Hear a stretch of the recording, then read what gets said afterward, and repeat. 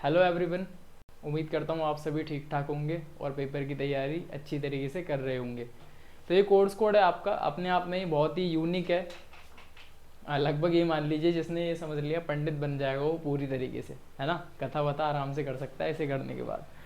ये क्या है कोर्स कोड? ये फिलोसफी का कोर्स कोड है, जिसे हिंदी में कहते हैं दर्शन शास्त्र। जिसके काम का नहीं है वो इस वीडियो को बिल्कुल ना देखे, नहीं तो बाकी कोड करने लायक नहीं बचोगे आप। ठीक है। ये कोड आपका कब का है? जून 2023 का क्वेश्चन पेपर है और अभी ये चल रहा है 2024 लेटेस्ट जो आपकी प्लेलिस्ट है उसमें आपको ये मिलेगा। आयुष सर ने एक पेपर इसमें करवा रखा है, अब मैं आपको 2 पेपर एक ही वीडियो में कराऊंगा और आपको शुरू से एंड तक ये 3 पेपर अगर आपने देख लिए आपको आराम से इंपॉर्टेंट क्वेश्चंस मिल जाएंगे। बात करूं कितने नंबर का होता है, कितने टाइम होता है इसे करने के लिए, जो हमेशा अपनी फर्स्ट वीडियो में हम बताते हैं 3 घंटे का टाइम आपको मिलेगा। वहीं बात करूं मैक्सिमम मार्क्स की, आपको 100 नंबर का ये पेपर आपका होता है। नंबर ऑफ क्वेश्चंस कितने होते हैं, मुझे कितने करने हैं, कितने पार्ट में होगा, वर्ड लिमिट क्या होगी, ये सब लिखा रहता है, लेकिन पढ़ते नहीं है हम। चलिए तो थोड़ा सा इसके बारे में और इंट्रो देता हूँ। Answer 5 question in all selecting at least 2 question from each section. इसका मतलब जैसे मान के चलिए इस पेपर को पेपर वालों ने 2 सेट में, 3 सेट में, 4 सेट में, बॉयज जाते होंगे तो जिम तो सेट मारते होंगे ना, एक सेट हो गया, एक सेट ये हो गया। तो इस क्वेश्चन पेपर को सेट्स में डिवाइड किया गया है, जैसे section A, section B, section C. तो हर सेक्शन में से आपको 2 क्वेश्चन कोई ना कोई जरूर पिक करने, पिक मतलब उठा के घर नहीं लाने, उन्हें आंसर करना है। और कोई बच्चा ऐसा होता है मुझे तो पहले के सारे आते हैं, अगर आते हैं तो आपकी बात ठीक है, नंबर आपको उतने ही मिलेंगे जितने 2 क्वेश्चन के आपको मिलने चाहिए। देखो पार्ट ए सेक्शन 1, धर्म की प्रकृति बताएं। ये तो ऐसा क्वेश्चन है शायद भारत का शायद ही कोई ऐसा युवा होगा जो इसका आंसर ना दे पाए, क्योंकि सभी क्या है कट्टर। अब आगे जोड़ लो जिस भी धर्म के आप हो।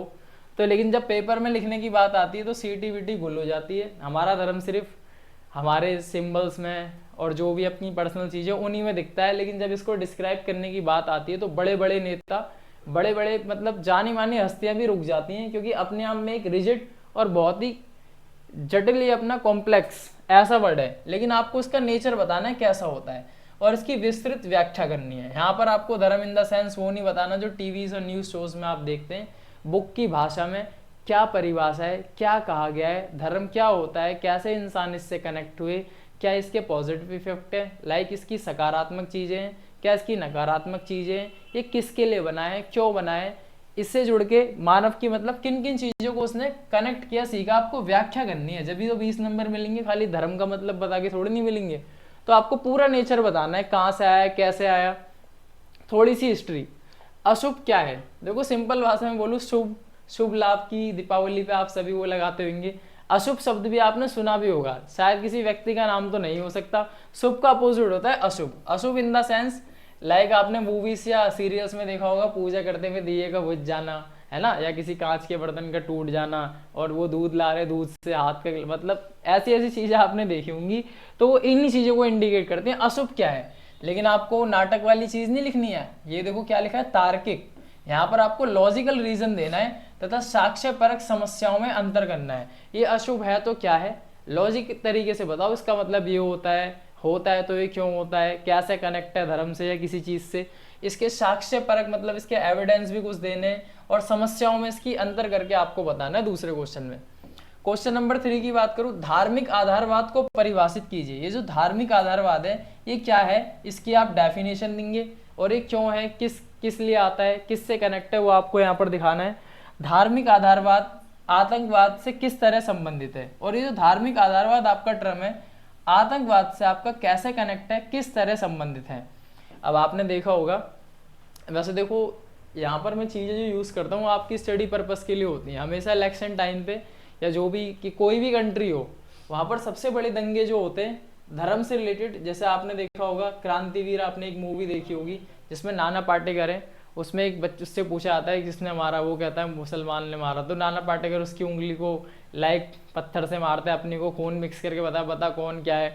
तो कहीं ना कहीं धार्मिक आधारवाद, यहाँ पर जब ये आतंकवाद टर्म आया ना, तो आसान भाषा में आप कनेक्ट करो इससे किस तरह संबंधित है। ये क्वेश्चन यही इंडिकेट कर रहा है, सिंपल शब्दों में मैंने आपको समझा दिया है तो क्यों है, आपको खुद पता है कि ये चीजें कैसे होती हैं।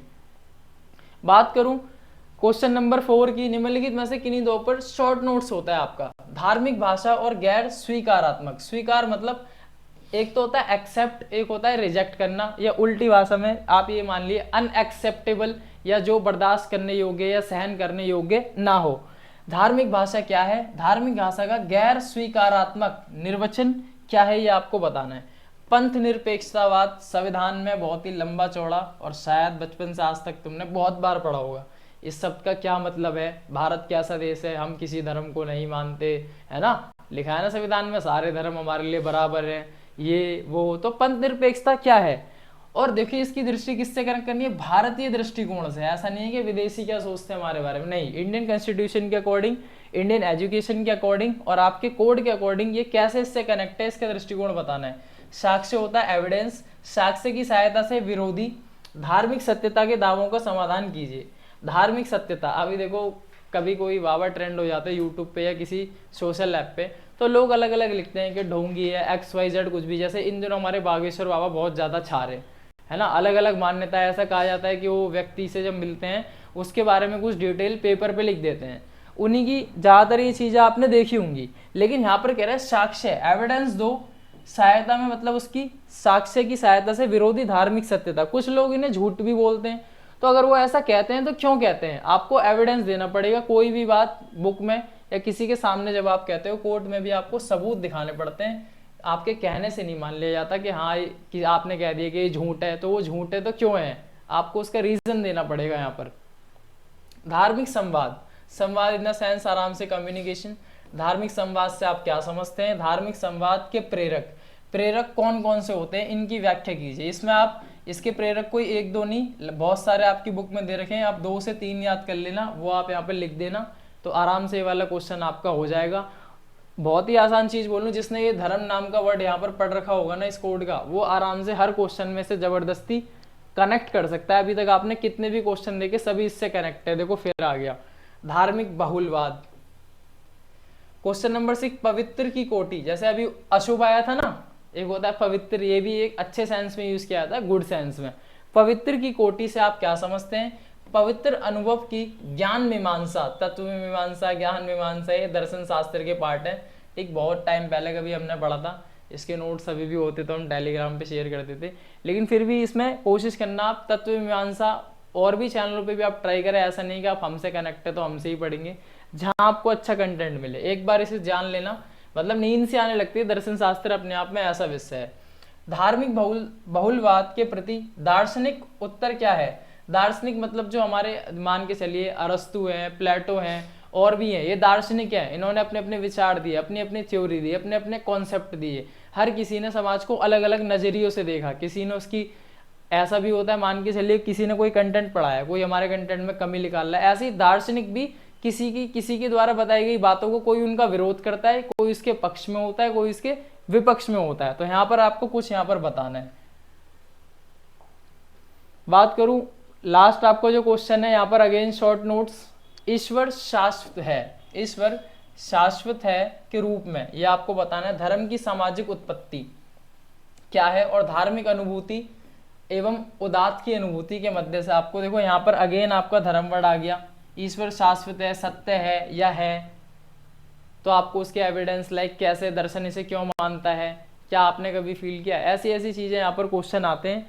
तो ये पूरा का पूरा सब्जेक्ट आपका आसान भाषा में गॉड से कनेक्टेड है। और आपका जो बातें कुछ ऐसी होती हैं जिनको शायद आम नागरिक या आम व्यक्ति ना समझ पाए, दर्शन शास्त्र वहाँ से शुरू होता है। ये मान के चलिए नॉर्मल लोगों की समझ से परे है, उन्हें तो बिल्कुल समझ में ही नहीं आता। इसको पढ़ने के लिए भी आपका एक अलग ही दिमाग चाहिए, ऐसा ये टॉपिक है आपका दर्शन शास्त्र। और इसका जो कोर्स कोड मैंने आपको बताया, ये क्वेश्चन पेपर अभी एक है, एक प्लेलिस्ट में डला हुआ है, दूसरा मैं आपको दिखाऊंगा। आपको एक बार क्रॉस चेक करा रहा हूँ, जून 2023 का आपने देखा है। अब जो हम देखने वाले हैं दूसरा क्वेश्चन पेपर आपका देखेंगे BPYG।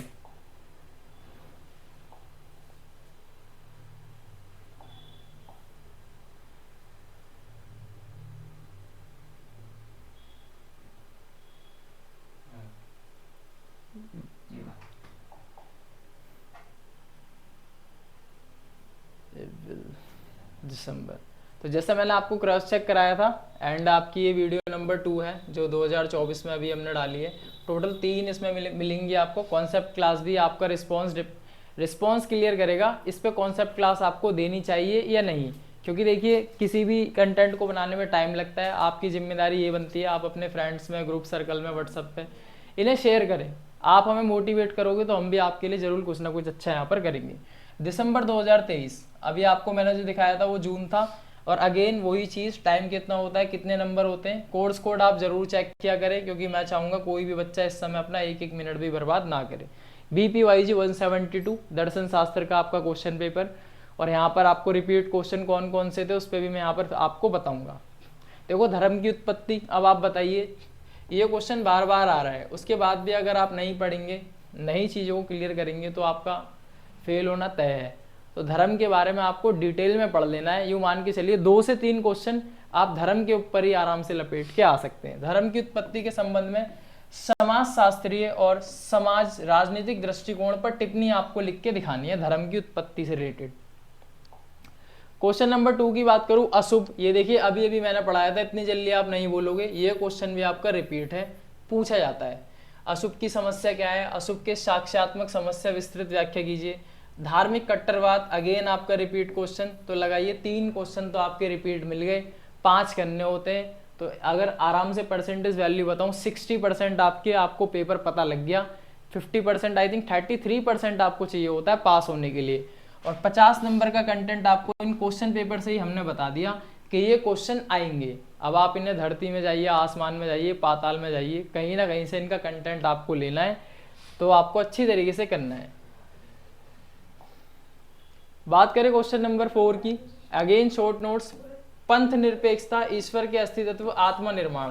ये वाला क्वेश्चन यहाँ पर थोड़ा घुमा के दिया गया है। अभी जो पहले मैंने बताया था, आई थिंक उसका नाम मुझे याद नहीं आ रहा, कुछ ऐसा वर्ड वहाँ पर यूज किया गया था, मतलब इसी के सिमिलर था। ये क्वेश्चन भी रिपीट है, पंथ निरपेक्षतावाद, यहाँ पर ये शॉर्ट नोट्स में कर दिया, लेकिन पीछे भी ये क्वेश्चन आया हुआ था। धर्म को परिभाषित कीजिए, एज इट इज। देखिए पहला क्वेश्चन जिसने कर दिया उसके लिए बहुत ही आसान सा क्वेश्चन है, क्योंकि उसी की परिभाषा यहाँ पर देनी है, उसकी कुछ स्टेप्स को यहाँ पर बताना है। और अगेन आपका धर्मशास्त्रीय, यहाँ पर शायद कुछ कटा हुआ है, धर्मशास्त्रीय कथन क्या है, धर्मशास्त्रीय कथनों को अनिश्चयात्मक व्याख्या कीजिए। कुछ क्वेश्चन यहाँ पर न्यू भी मिलते हैं, ऐसी बात नहीं है, सारे रिपीट आते हैं। जैसे कि ये वाला क्वेश्चन आपने देखा होगा, सर्वज्ञता क्या है। सर्वज्ञानी या सर्व वो व्यक्ति होता है जो सब कुछ जानता हो। बचपन में हम पढ़ते थे, जो कभी ना मरे अमर, है ना, ऐसे मतलब अनेक शब्दों के लिए एक शब्द इंग्लिश में वन वर्ड फॉर सब्स्टिट्यूशन, ये चीजें होती थी ना। तो सर्वज्ञ वो व्यक्ति होता है सब कुछ जानता है, ईश्वर को मानने वाला आस्तिक, ईश्वर को ना मानने वाला नास्तिक। तो ये सर्वज्ञ आप क्या समझते हैं, क्या आप सहमत हैं ईश्वर सर्वज्ञ है? सर्वज्ञ मतलब सब जगह है, सब जगह विद्यमान है, लेकिन अलग अलग लोगों के लिए अलग अलग ईश्वर हैं, अलग अलग धर्म है, अलग अलग रिचुअल्स हैं, अलग अलग मान्यताएं हैं। तो दर्शन शास्त्र के अकॉर्डिंग आपको थोड़ी देर के लिए मान लेना है कि हाँ एक ही है सब, फिर आप इसका आंसर दे पाएंगे। अगर आपने ये सोच लिया नहीं मैं तो अलग धर्म का हूँ, अलग जाति का हूँ, तो आप इस क्वेश्चन को कर ही नहीं पाएंगे, क्योंकि ये मान के आपको चलना पड़ेगा। सर्वज्ञता से आप क्या समझते हैं, क्या आप जिनमें बिलीव करते हैं वो सब जगह हैं या नहीं है? ऐसे ऐसे क्वेश्चंस बताइए, आपको जब सुनने के लिए मिलते हैं तो लगता है ना हाँ कठिन होगा। तो लास्ट क्वेश्चन आपका, इसमें भी शॉर्ट नोट्स, यहाँ पर कोई 2 होते हैं, चॉइस होती है आपके पास। कुछ बच्चे सोचते हैं बचपन से आज तक हमें किसी ने बताया नहीं, अगर मैं ए और बै करूँगा मुझे ज़्यादा नंबर मिलेंगे, ऐसा कुछ नहीं होता।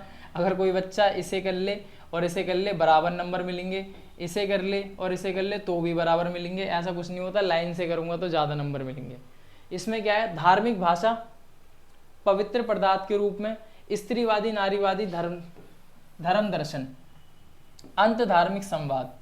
तो 2 पेपर यहाँ पर आपके पूरे के पूरे लगभग मैंने आपको वो क्वेश्चंस दिखाए कि कौन कौन से क्वेश्चंस आपके आ सकते हैं। स्टार मैंने उन पे लगवाया ताकि आप उन्हें क्लियर कर सकें। और फिर भी आपको लगेगा कि नहीं सर बहुत कठिन है, कहीं भी आपको कुछ नहीं मिल रहा, तो आप आराम से हमारे टेलीग्राम ग्रुप को ज्वाइन करें और कमेंट सेक्शन में लिखें, तो हम इसकी आपको कॉन्सेप्ट क्लास भी जल्द से जल्द प्रोवाइड करेंगे। बस आपको एक ही काम करना है जो हम हमेशा कहते हैं, ज्वाइन करो हमें और ज़्यादा से ज़्यादा चीज़ों को शेयर करो। धन्यवाद।